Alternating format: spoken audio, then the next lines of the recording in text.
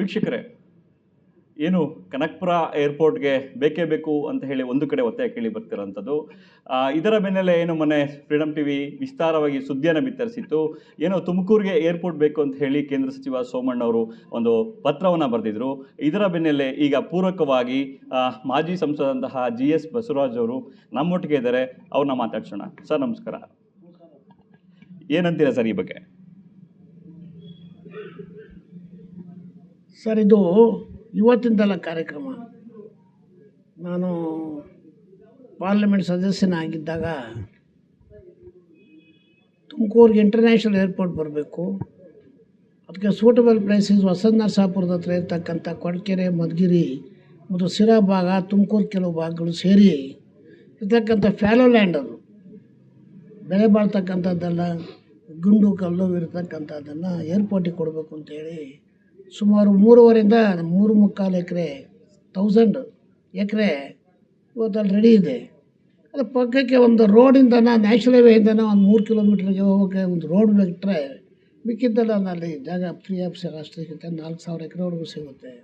ಇದು ಮಾಡಿ ಸುಮ್ಮನಿದೆ ಯಾಕೆ ಅಂತ ಭಾಳ ಕಡಿಮೆ ರೇಟಿಗೆ ಸಿಗ್ತಕ್ಕಂಥದ್ದು.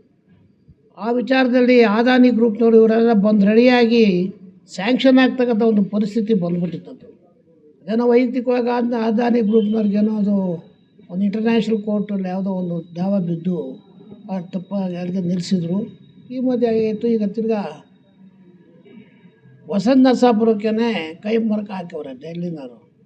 ಅಲ್ಲೇ ಮಾಡಬೇಕು, ಅದು ಭಾಳ ಉತ್ತಮವಾಗಿರ್ತಕ್ಕಂಥದ್ದು, ಕಡಿಮೆ ರೇಟ್ನಲ್ಲಿ ಆಗ್ತಕ್ಕಂಥದ್ದು. ಅದಕ್ಕೆ ಈ ವೆಸ್ಟರ್ನ್ ಇಂಟ್ರೆಸ್ಟ್ಗಳು ಬೆಳಗ್ಗೆ ವ್ಯಾಜ್ಯ ಆಡ್ತಾರಲ್ಲ, ತಮಗೆ ಗೊತ್ತಿದೆಯಲ್ಲ. ನಾವು ಅವರಾರ ಮಾಡ್ಕೊಳ್ಳಿ, ಅವ್ರಿಗೆ ಮೈಟ್ ಇಸ್ ರೈಟು ಓಡಾಡ್ತಾ ಮಾಡ್ತಿರ್ತಾರೆ. ನಾನು ಆ ಬಗ್ಗೆ ಯಾವಾಗಲೂ ಕೂಡ ನನಗೆ ತುಮಕೂರಿಗೆ ಆಗಬೇಕು ಅಂತದ್ದು, ಅವರಿಗೆ ಇನ್ನೊಬ್ಬರಿಗೆ ನೆಲಮಂಗಲ ಹತ್ರ ಆಗಬೇಕು ಅಂತಕ್ಕಂಥದ್ದು, ಇನ್ನೊಬ್ಬರಿಗೆ ಕನಕಪುರದ ಹತ್ರ ಆಗಬೇಕು ಅಂತದ್ದು. ಅದು ಆಗ್ತದೆ, ಏನೂ ಮಾಡೋಕ್ಕಾಗೋದಿಲ್ಲ. ಆ ತಮಿಳ್ನಾಡವ್ರು ಬರೋನೇ ಅಲ್ಲಿ ಜಾಗ ಐಡೆಂಟಿಫೈ ಮಾಡ್ಕೊಂಡವ್ರೆ. ಈ ಹೊಸೂರಿಂದ ಮುಂದಕ್ಕೆ ಇದಕ್ಕೆ ಹೋಗ್ತೀವಲ್ಲ, ಅದರಲ್ಲಿ ಈ ರೀತಿ ಇರ್ತಕ್ಕಂಥದ್ರಲ್ಲಿ ಮೋಸ್ಟ್ ಸೂಟಬಲ್ ಪ್ಲೇಸಸ್ ಹೊಸ ನರಸಾಪುರ ಅಂತ ಹೇಳಿ ನಾನು ಹಿಂದಿನೂ ಪ್ರತಿಪಾದಿಸಿದ್ದೀನಿ. ಸುಮಾರು ಒಂದು 5-6 ವರ್ಷದಿಂದಲೂ ಕೂಡ ನಾನು ಮಾಡ್ಕೊಂಡ್ಬಂದಿರ್ತಕ್ಕಂಥ. ಅಲ್ಲ ಸರ್, ಈಗ ಏನು ಬೆಂಗಳೂರಲ್ಲಿ ಈಗ ಆಲ್ರೆಡಿ 2 ಏರ್ಪೋರ್ಟ್ ಇರೋವಂಥದ್ದು. ಈಗ ಮತ್ತೆ ಬೆಂಗಳೂರಿಗೆ ಅಲ್ಲಿ ಅಂದರೆ ಈಗ ಕನಕಪುರ ಆಗಬಹುದು ಅಥವಾ ನೆಲಮಂಗಲ ಆಗಬಹುದು, ಬೆಂಗಳೂರಿಗೆ ಸಮೀಪ ಇರೋವಂಥದ್ದು, ಅಲ್ಲಿಗೆ ಏರ್ಪೋರ್ಟ್ ಅವಶ್ಯಕತೆ ಇದೆಯಾ ಅಂತ?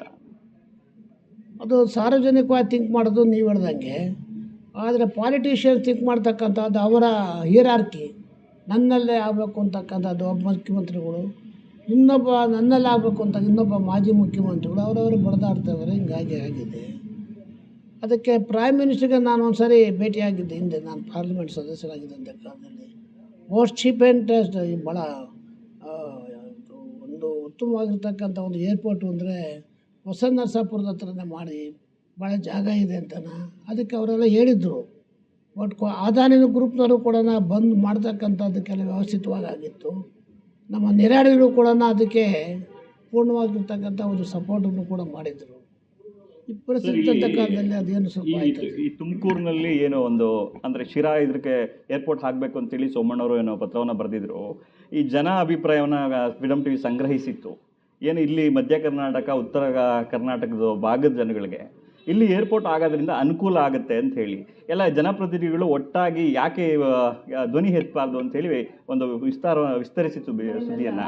ಜನಪ್ರತಿನಿಧಿಗಳು ನಾವು ತಿಳಿದ ಮಟ್ಟಿಗೆ ಚಿತ್ರದುರ್ಗ, ತುಮಕೂರು, ಶಿವಮೊಗ್ಗ, ಅದೇ ರೀತಿ ದಾವಣಗೆರೆ, ಹುಬ್ಬಳ್ಳಿ, ಧಾರವಾಡ ಎಲ್ಲದಕ್ಕೂ ಕೂಡ ಇಂಟರ್ನ್ಯಾಷನಲ್ ಭಾಳ ಹತ್ರ ಇದು. ಜೊತೆಗೆ ಬಾಗಲಕೋಟೆಯವ್ರಿಗೂ ಹತ್ರ, ಅದೇ ರೀತಿ ಬೆಳಗಾಂನವ್ರಿಗೂ ಇದು ಹತ್ರನೇ. ಯಾಕೆಂದ್ರೆ ಬೇಗ ಬಂದು ಹೋಗ್ಬೋದಲ್ಲ. ಈ ರೀತಿ ಇರ್ತಕ್ಕಂಥ ಒಂದು ಸನ್ನಿವೇಶದಿಂದ ಸುಮಾರು 36 ಜನ 40 ಜನ MLAಗಳು ಇಲ್ಲೇ ಆಗಬೇಕು ಅಂತೆಲ್ಲ ಕೂಡ ಒಂದು ಬರೆದ್ರು. ಇದು ಪೊಲಿಟಿಕಲಿ ನಿಮ್ಗೆ ಗೊತ್ತಲ್ಲ, ಇದಕ್ಕೆ ಯಾರ್ಯಾರು ಇಂಟ್ರೆಸ್ಟ್ ಇದೆಯೋ ಗೊತ್ತಿಲ್ಲ, ನಾನು ಹೆಸರು ಹೇಳೋದಿಲ್ಲ. ಭಾಳ ಜನ ಅದಕ್ಕೆ ಕಲ್ಲಾಕಿರು. ಆದರೆ ಈಗ ಮೊನ್ನೆ ಯಡಿಯೂರಪ್ಪನವ್ರನ್ನ ಭೇಟಿಯಾಗಿದ್ದೆ ನಾನು. ಬೇರೆ ವಿಚಾರಕ್ಕೆ ಯಾವುದಕ್ಕೂ ಹೋಗಿದ್ದೆ. ಅವರೇ ಹೇಳ್ತಿದ್ರು, ನಿಮ್ಮಲ್ಲಿ ಏರ್ಪೋರ್ಟ್ ಆಗೋದು ಭಾಳ ಒಳ್ಳೇದು ಕಣಯ್ಯ, ಇಲ್ಲಿ ಬೇಡಲ್ಲ ಅಂತ. ಮಾಡಿ ಸ್ವಾಮಿ, ಜಮೀನು ಬಿದ್ದೈತೆ ಖಾಲಿಯಾಗಿ, ಅಲ್ಲಿ ಯಾರು ಉಳುಮೆ ಮಾಡಿಲ್ಲ, ಏನಿಲ್ಲ. ಸುಮಾರು 3800ರಿಂದ 4000 ಎಕರೆ ರೆಡಿ ಇದೆ. ಇನ್ನೊಂದು ರೋಡ್ಗಳು ಮಾಡ್ಕೋಬೇಕಾದ್ರೆ ಒಂದು 500 ಎಕರೆ ಬೇಕಾಗ್ತದೆ. ಅಲ್ಲೆಲ್ಲ ಬಿಟ್ಕೊಡ್ತಾರೆ, ಯಾವ ತೋಟಗಳಿಲ್ಲ, ವಗೇರಿಲ್ಲ. ಇವು ಡ್ರೈಲ್ಯಾಂಡ್ ಡೆವಲಪ್ಮೆಂಟ್ ಇರ್ತಕ್ಕಂಥದ್ದು ಅಷ್ಟೇ ಅಂತ.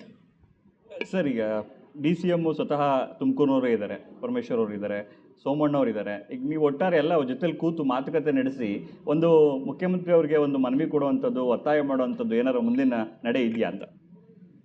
ನಾನು ಅವ್ರ ಬಗ್ಗೆ ನಾನೇನು ಹೆಚ್ಚಿಗೆ ತಲೆ ಕೆಡಕ್ಕೆ ಹೋಗೋದಿಲ್ಲ.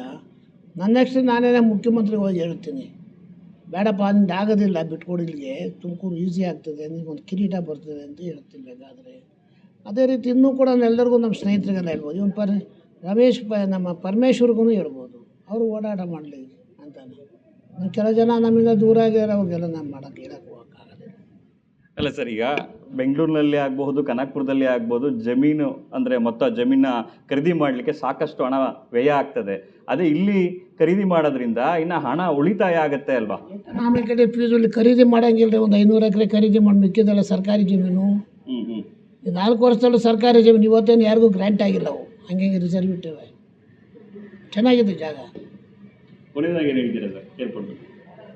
ಕೊನೆಯದಾಗಿ ಹೇಳ್ತಕ್ಕಂಥದ್ದು, ನಾನು ವೈಯಕ್ತಿಕವಾಗಿ ಹೇಳೋದಾದರೆ, ಎಲ್ಲ ದೃಷ್ಟಿಯಿಂದಲೂ ಕೂಡ ನಾನು ದೇಶದ ಹಿತ ದೃಷ್ಟಿಯಿಂದ ಕರ್ನಾಟಕ ರಾಜ್ಯದ ಹಳೆ ಮೈಸೂರು ಮತ್ತು ಹೊಸ ಮೈಸೂರಿನ ಎಲ್ಲ ಏರಿಯಾಕ್ಕೂ ಇದು ಉತ್ತಮವಾಗಿರ್ತಕ್ಕಂಥ ಒಂದು ಇಂಟರ್ನ್ಯಾಷನಲ್ ರಿಪೋರ್ಟ್ ಆಗೋದ್ರಿಂದ ಮಾಡ್ತಕ್ಕಂಥದ್ದು ಸೂಕ್ತ ಅಂತ ಹೇಳ್ತಕ್ಕಂಥದ್ದು ನಾನು. ಎಸ್, ಇದಾಗಿತ್ತು ಏನು ಮಾಜಿ ಸಂಸದರಾದ ಬಸವರಾಜ್ ಅವರ ಮಾತು. ಎಸ್, ಕ್ಯಾಮ್ರಾಮ್ಯಾನ್ ಮಧು ಜೊತೆ ಸಚಿನ್, ಫ್ರೀಡಮ್ ಟಿವಿ, ತುಮಕೂರು.